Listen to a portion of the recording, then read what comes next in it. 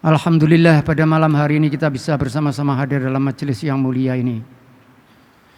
Di bulan Ramadan yang sangat mulia ini, bulan yang penuh dengan rahmat dan maghfirah dari Allah Subhanahu wa taala. Kita berdoa kehadirat Allah Subhanahu wa taala, semoga semua yang kita lakukan ini bisa diterima oleh Allah sebagai langkah-langkah kita mendekatkan diri kepadanya. Materi kita pada hari ini terkait dengan kecerdasan sosial di bulan Ramadan. Bapak, Ibu, dan saudara-saudara sekalian, mungkin pernyataan yang pertama perlu saya sampaikan bahwa manusia itu pada hakikatnya bukan makhluk sosial. Jadi defaultnya manusia itu adalah makhluk individual. Bahkan nanti pertanggungan jawab kita kehadirat Allah Subhanahu wa taala juga individual. Wa kullu insanin alzamnahu ta'irahu fi unuqihi wa nukhriju lahu yaumal qiyamati kitaban yalqahu mansyura.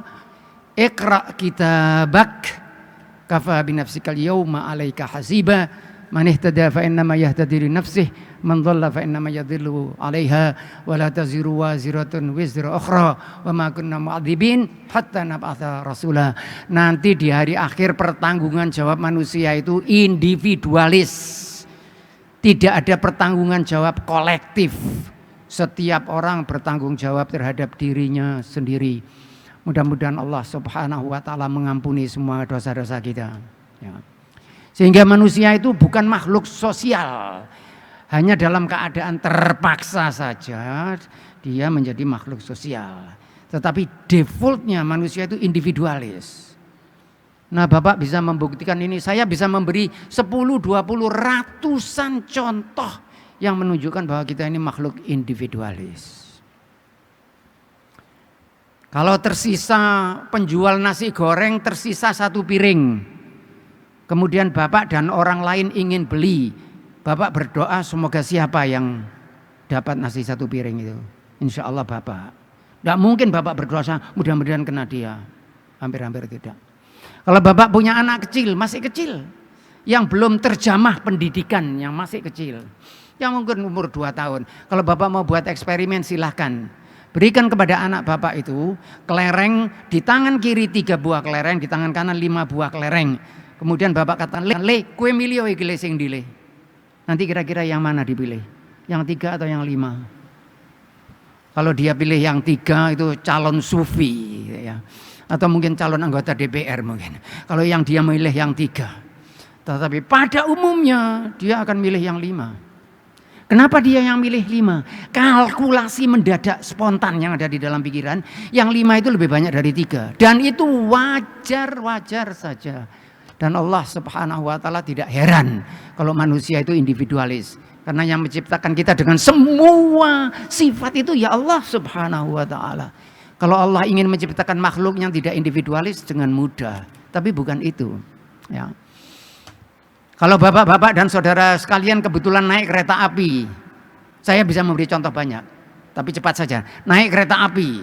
Kemudian kereta api melewati portal di mana ada orang yang sedang menunggu, ada mobil, sepeda motor, sepeda yang sedang menunggu kereta api lewat.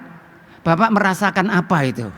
Merasakan kenikmatan karena melihat mereka lagi bingung menunggu kereta api dan Bapak jalan dengan penuh kejumawaan lewat itu.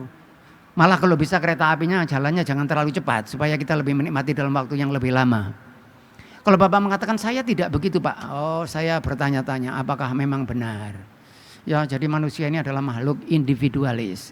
Maka itu individualisme atau cinta kepada diri sendiri ini, kalau antum perhatikan di dalam ayat-ayat Al-Quran hampir-hampir tidak ada.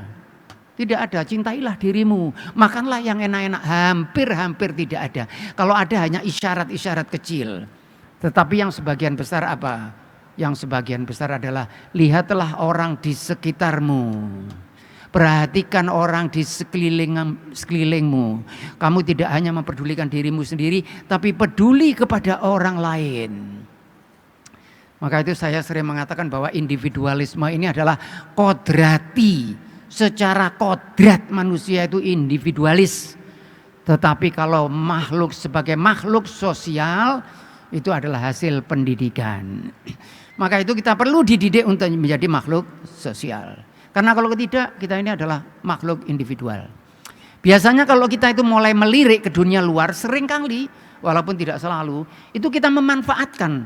Kita manfaatkan lingkungan untuk malah membuat individualitas kita itu semakin tinggi. Seringkali begitu. Sehingga manusia pada prinsipnya kalau dia mampu untuk hidup sendiri, mampu mencukupi diri sendiri, dia tidak akan melihat ke kiri dan kanan. Illa man rahima rabbi, kecuali yang mendapatkan rahmat dari Allah Subhanahu wa taala. Bapak-bapak dan saudara sekalian dan ibu, pemikiran seperti itu harus dikenal dengan baik.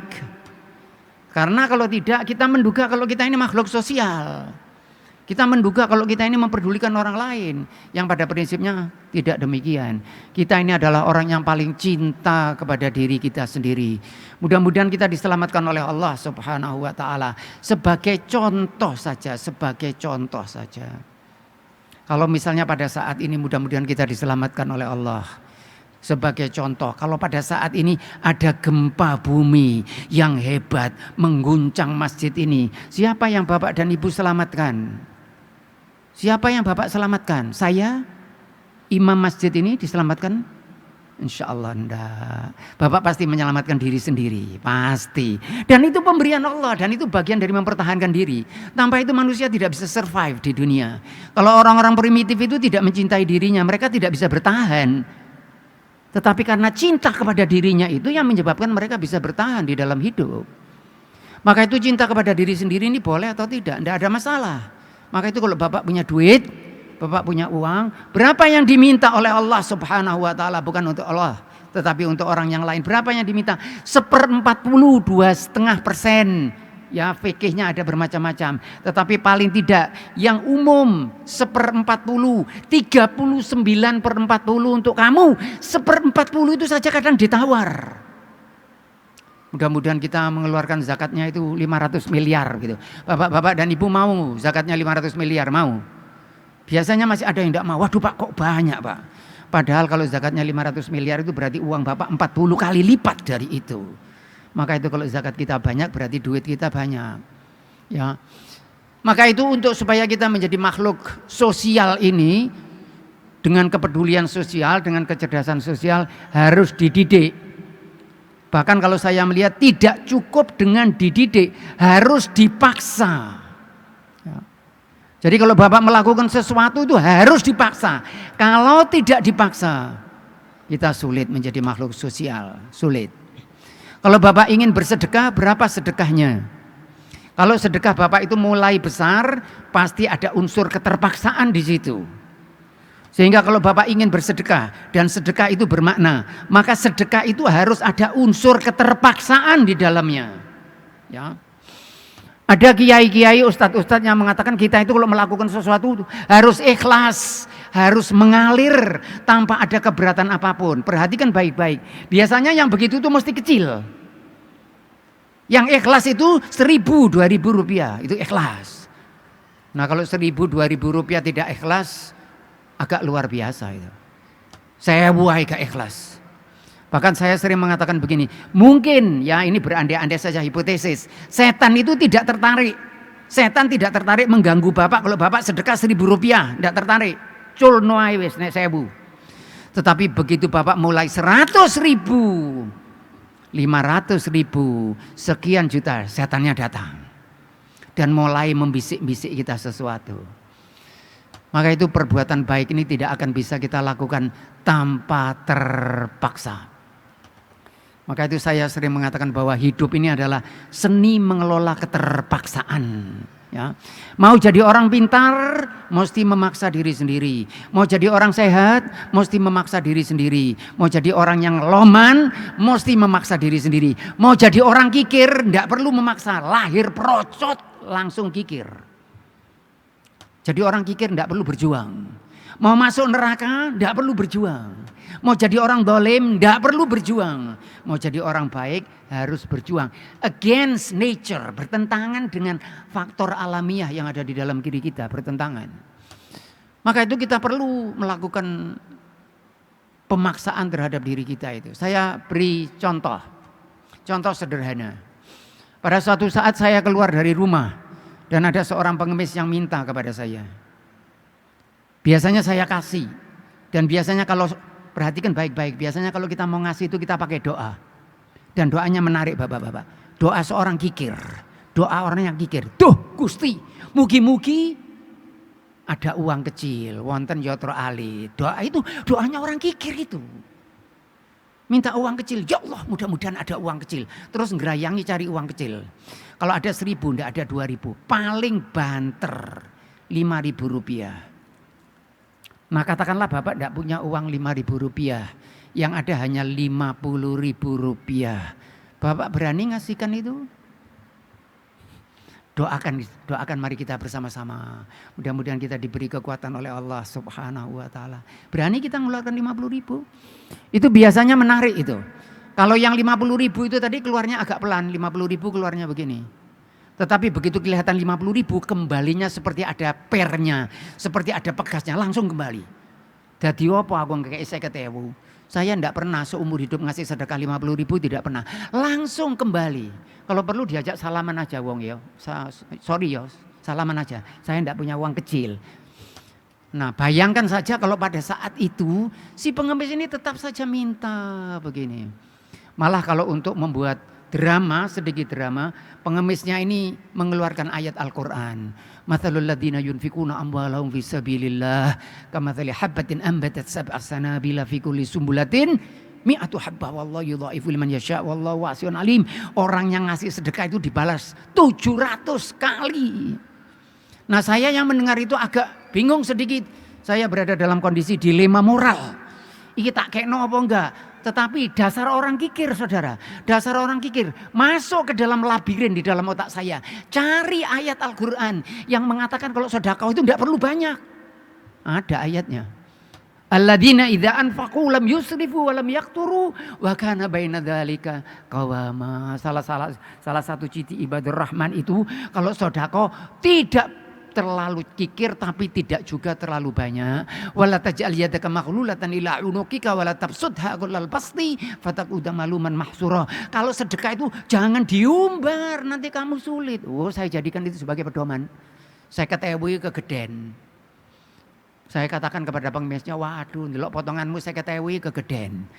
Tidak jadi saya kasihkan kembali lagi. Dan setan datang menggebu-gebu. Orang itu kalau sedekah yang perlu ikhlasnya. Walaupun sedikit 50.000. Kalau kamu kasihkan keluargamu jauh lebih baik. Pintar dia kalau itu. Kamu itu sudah baik toh kepada istrimu. Kok ngasih orang 50.000. Kepada istrimu kikir tetapi kepada orang lain lebih baik. Kamu itu ingin dipuji. Wow, setan datang. Tapi perhatikan kalau 2.000 dia tidak datang. Jadi culno, 2.000 diculno. Tetapi 50.000. Kemudian... Nah ini insya Allah materi yang terakhir. Kemudian saya keluarkan duit 50.000. Saya keluarkan 50.000. Kemudian saya tunjukkan kepada Allah Subhanahu wa ta'ala. Ya Allah, Engkau tahu ta'alamu ma fi nafsi wa la a'lamu ma fi nafsik. Kamu tahu yang menggelitik di dalam jiwaku ini. Engkau tahu ya Allah, 50.000 ini buat aku berat. Buat aku ini berat. Namun ya Allah, nah, itu yang istimewa. Karena Engkau, bukan karena siapapun, karena Engkau dengan berat hati, aku berikan 50.000 rupiah. Itu sedekah yang mengguncang arsy, bukan sedekah yang lepas begitu saja, bukan sedekah yang gak direken, sedekah yang dikeluarkan dengan berat hati, terpaksa. Bahkan sampai pulang itu masih dipikiri, iku mang saya ketewu ya, dipikiri betul. Tetapi yang dipikir bukan kepada manusia, bukan. Sama sekali kita tidak, tapi mengeluh kepada Allah. Duh Gusti, saya ketewu saat temennya akeh. Dan Tuhan tahu kalau buat kita itu berat. Bapak-bapak dan ibu berani melakukan itu. Ini di bulan puasa ini, sedekah pahalanya besar. Berani mengeluarkan, berani bereksperimen untuk menunjukkan bahwa sebetulnya setan itu tidak punya daya apapun kepada kita. Tidak ada setan, tidak ada jerangkong, tidak ada gondoruo. Kalau kita mau, tidak ada seorang pun, sesetan pun yang bisa mengalahkan kita. Mau bereksperimen, coba besok ya. Berapa eksperimennya? Tidak boleh kecil. Karena kalau 2.000 pakakno pitik ae pitike gak gelem. Ya pakakno pitik dilepeh. Kalau 2.000 enggak ada yang mau. Tapi yang agak berat, berat itu sesuai dengan kemampuan Bapak. Kalau menurut Bapak, saya ini kalau 50.000 itu sudah agak berat, 50.000. Ya, Bapak buat eksperimen. Cari orang yang layak, yang sangat layak 50.000. Bapak keluarkan dari kantong, niat ikhlas lillahi ta'ala. Bapak keluarkan 50.000. Nanti setan pasti datang. Hei, terlalu banyak itu. Kemudian Bapak tunjukkan kepada setan. Kilo, saya ketewu. Kamu mesti menduga kalau aku tidak akan memberikan ini. Setannya bilang, iya, tidak usah dikasihkan. Kemudian saudara tunjukkan kepada setan dan saudara katakan, karena setan itu bisa melihat kita tidak bisa melihat mereka. Saya katakan kepada setan, walaupun kamu berat hati, namun karena Allah, aku berikan 50.000 rupiah ini. Kemudian Bapak lihat, apa yang terjadi? Tidak ada yang terjadi. Tidak ada setan yang bisa menghalangi kita untuk keluar. Kalau Bapak tidak jadi memberikan 50 rupiah itu memang Bapak yang tidak mau ngasih. Jangan nyalahkan setan, jangan nyalahkan Gundurwo, jangan nyalahkan, tidak ada. Memang kita yang tidak mau ngasih. Maka itu di dalam kehidupan kita ini untuk bisa menjadi makhluk sosial harus dipaksa, harus dilatih dengan berat hati. Bahkan anak-anak itu juga harus dididik. Bapak kalau biasanya sedekah 1.000 rupiah, kalau di depan anak sedekahnya lebih besar. Ada orang yang mengatakan kepada saya, kalau begitu itu berarti kan munafik itu Pak. Itu ingin dipuji. Oh enggak, Tuhan kan tahu. Saya bilang itu bukan kemunafikan, itu adalah bentuk strategi dakwah. Sehingga anak ini tahu kalau ngasih jangan 1.000 rupiah. Walaupun orang tuanya tadi biasanya 1.000. Tetapi di depan anaknya ngasihnya 5.000 rupiah. Tidak ada masalah, itu yang namanya strategi dakwah. Mudah-mudahan Allah Subhanahu wa taala menjadikan kita makhluk sosial yang penuh dengan kepedulian. Bahkan wa yu'thiruna ala anfusihim walau kana bihim khasasah. Kata Al-Qur'an, mementingkan orang lain walaupun dirinya sendiri dalam keadaan sulit. Aqulu qouli hadza wa astaghfirullah li wa lakum. Wassalamu alaikum warahmatullahi wabarakatuh.